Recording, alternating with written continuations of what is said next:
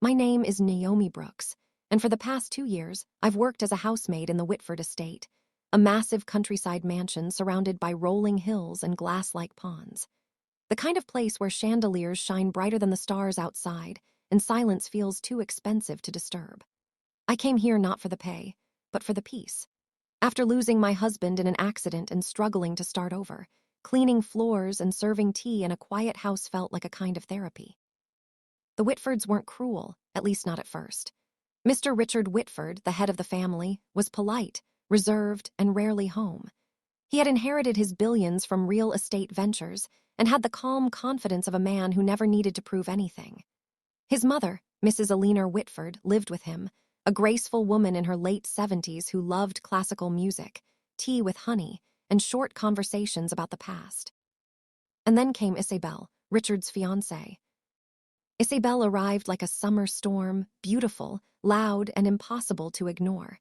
She was everything you'd imagine a billionaire's future wife to be: tall, blonde, elegant, and always perfectly styled. Her perfume trailed behind her like a warning, her voice sharp enough to slice through quiet rooms.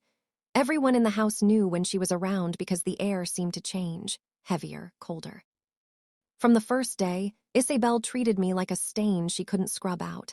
She never said it directly, but her tone carried it. "You don't belong here." At first, I thought it was nerves. Maybe she felt out of place in such a big house, marrying into old money. But then I started noticing the small cruelties. The way she'd ask me to redo things that were already perfect. The way she'd look at me when Richard wasn't around, that slow, measuring stare, as if I was something beneath her. But I endured it. I always did.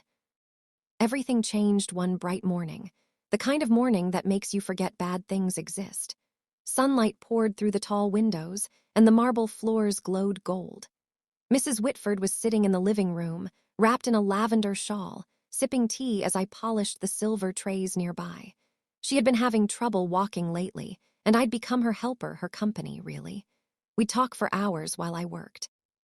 She'd tell me stories about Richard's childhood, her late husband, and how money, in her words, was both a blessing and a curse. It built walls faster than it built homes. That morning, she asked me softly, "Naomi, would you play that old Chopin piece for me again?" I smiled. "Of course, ma'am." I went to the grand piano by the window, my fingers moving gently over the keys. It was peaceful until Isabel's heels clicked across the floor.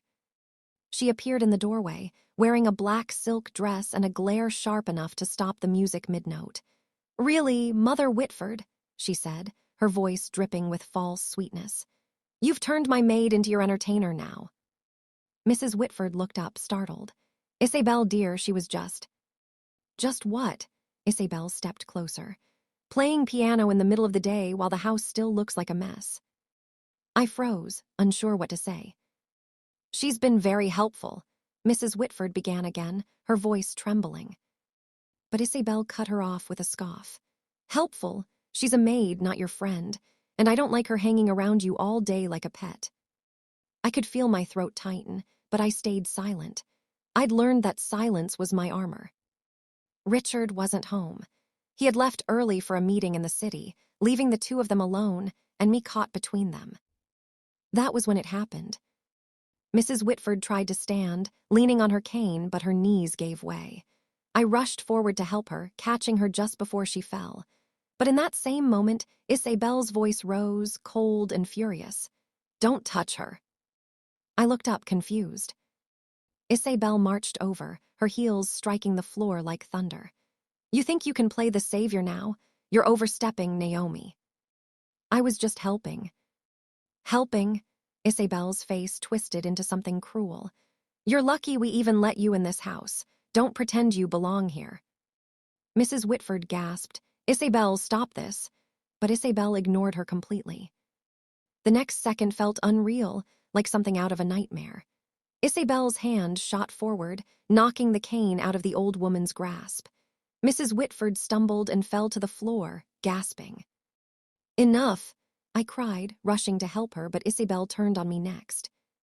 "You stay out of this," she hissed. I dropped to my knees beside Mrs. Whitford. The elderly woman looked up at me, frightened and trembling. Naomi, dear, it's all right, she whispered, but it was. Isabel stood above us both, her dress shimmering in the golden light, her expression a mix of disgust and satisfaction. She lifted her foot and pressed the tip of her heel against Mrs. Whitford's cane, pinning it to the floor as if claiming victory. Maybe next time, she sneered, you'll remember your place. At that moment, something inside me snapped, not with anger but with resolve. I met her gaze, calm and unflinching. You'll regret this, I said softly. She smirked. Oh, I doubt that. But she had no idea, none at all, that the very thing she tried to destroy that morning would be the reason her world collapsed days later. For the rest of that day, the mansion felt heavier than usual, as if the walls themselves knew something terrible had happened. Mrs. Whitford had retreated to her room to rest, her wrist bruised from the fall. I checked on her quietly through the evening, making sure she had her tea and pain medication. Every time I saw her trembling hands, guilt pressed deeper into my chest. It wasn't my fault, and yet it felt like it was. Because I had seen it. I had let it happen. Isabel's cruelty wasn't new, but this time it had gone too far. I'd seen the way she looked at Mrs. Whitford, like she was an inconvenience standing between her and the billionaire's fortune. That night, as the mansion grew silent and the lights dimmed, I stood outside Mrs. Whitford's room, holding the tray she hadn't touched. I heard her soft crying through the door, muffled, broken. And in that moment, I promised myself she would never cry because of Isabel again. But revenge wasn't something I planned. It wasn't about shouting or fighting. It was about truth. And truth, I already had plenty of. You see, what Isabel didn't know was that I'd been cleaning this house long enough to know where all its secrets hid, in drawers, in email drafts left open, in careless words spoken on phone calls. Wealth makes people reckless. They assume their privacy is protected by status. But the thing about cruelty is, it always leaves evidence. 2 mornings later, Richard returned from his business trip. He came home early. Unannounced, the way good men do when they miss their families. His mother's face lit up when she saw him step into her room with a bouquet of white lilies. "Mother, I came as soon as I could," he said, gently taking her hand. "You said you had a fall." Mrs. Whitford forced a smile. "It was nothing, my dear, just a little misstep." But Richard wasn't convinced. He noticed the bruise on her wrist, the faint mark near her shoulder.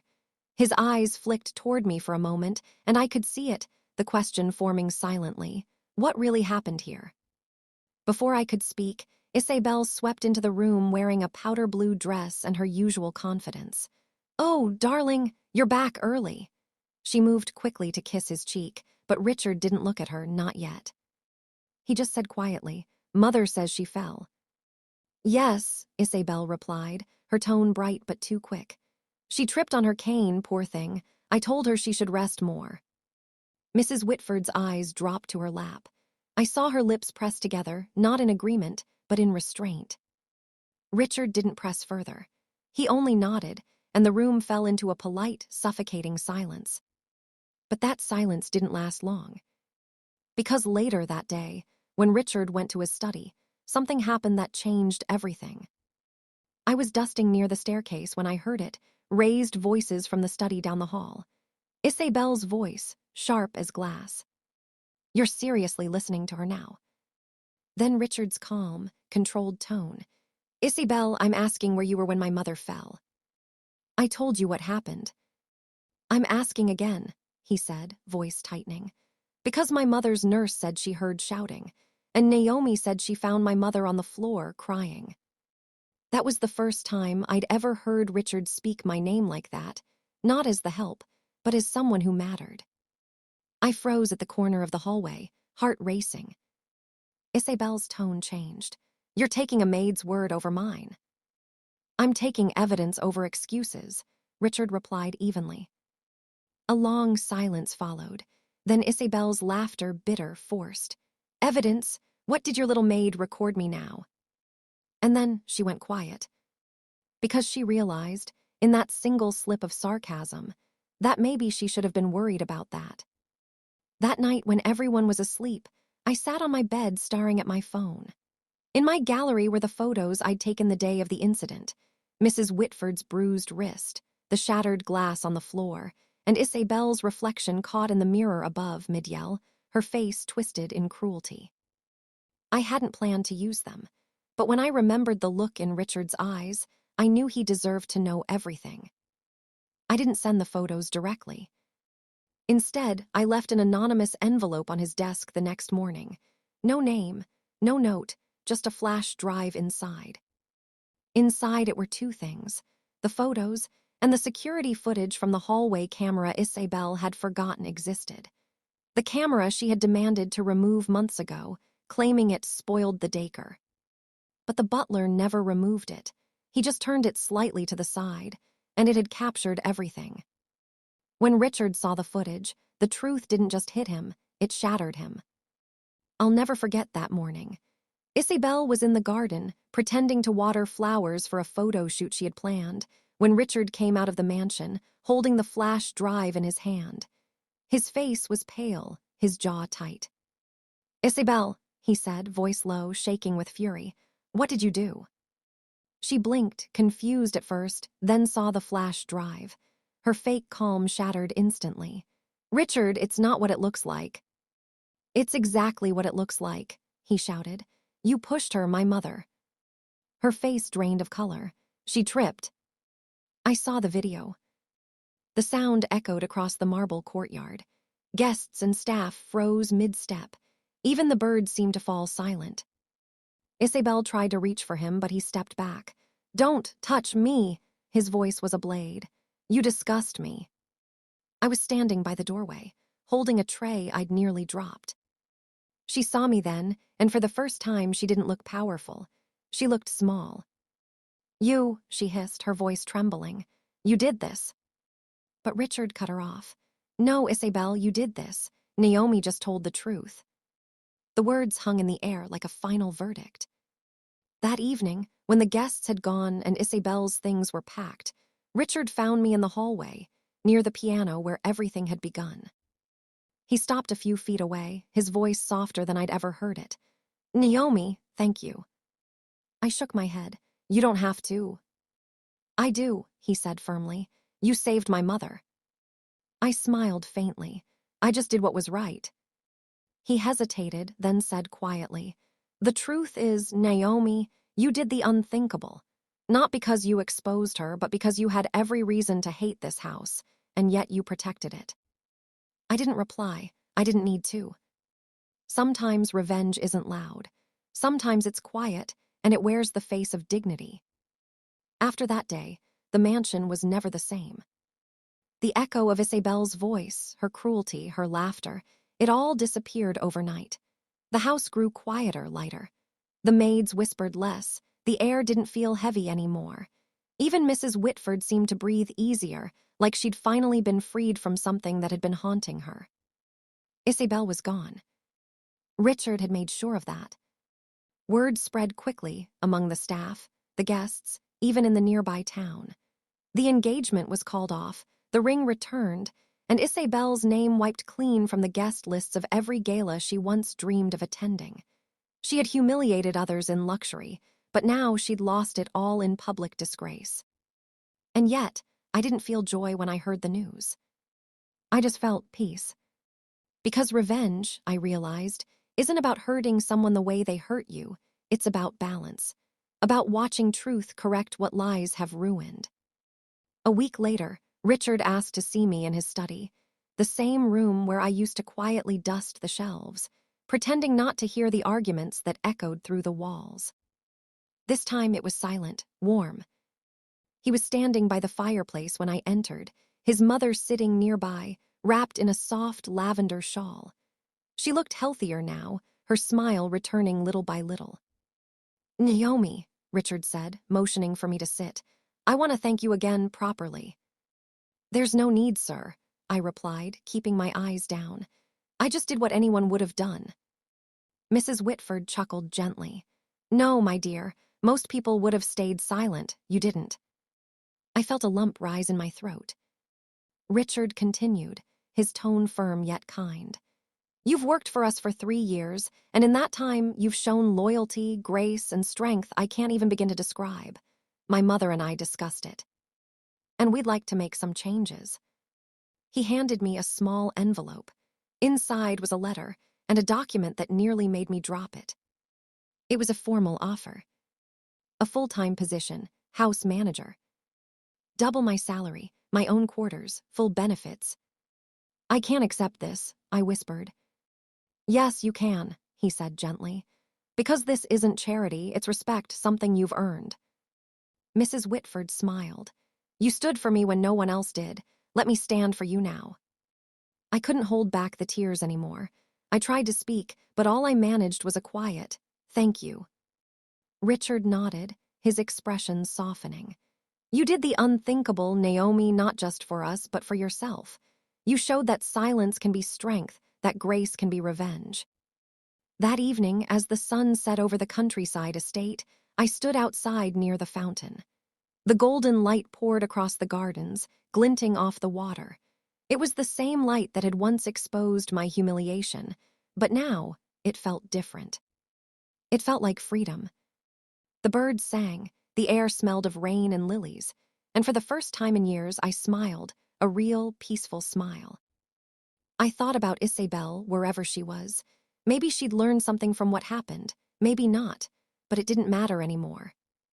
Because she no longer had the power to define me. That power belonged to me now. A few weeks later, Richard hosted a small charity dinner at the mansion. It wasn't like the grand parties Isabel used to plan. This one was warm, intimate, filled with laughter and sincerity. As I oversaw the final preparations, one of the new maids whispered to me, Miss Naomi, is it true that you're the one who exposed the fiancé? I smiled faintly, arranging the silverware. People will say all sorts of things. Just remember, truth doesn't need to shout. It just needs to stand tall. When the guests arrived, Mrs. Whitford raised a toast. Not to wealth, not to luxury, but to dignity. And as glasses clinked, I felt the quiet satisfaction of knowing I had survived something designed to break me, and turned it into my strength. Later that night, after everyone had gone, Richard found me again in the hall. You know, he said, leaning slightly against the doorframe, I still can't believe how much you've changed this house. I smiled, brushing my hands on my apron. I didn't change it, sir. I just cleaned it. He laughed softly, the kind of laugh that comes from somewhere genuine. Then he said something I'll never forget. Naomi, this house didn't need a maid. It needed a heart, and you gave it one. I didn't know what to say, so I just nodded, holding back tears, and walked away quietly, the way I always did. But this time I walked taller. Because sometimes, the people the world looks down on, the ones who bow, who clean, who serve, are the ones holding everything together. And when they finally rise, they do it with more grace than anyone ever expects. That's the kind of revenge that doesn't just hurt, it heals. What would you do if you were in Naomi's place? Would you stay silent, or would you do the unthinkable too? Tell us in the comments. We read every one of them. If this story moved you, don't forget to like the video. Subscribe for more powerful stories of betrayal, justice, and silent revenge. And share it with someone who needs to be reminded that karma always comes quietly, but surely.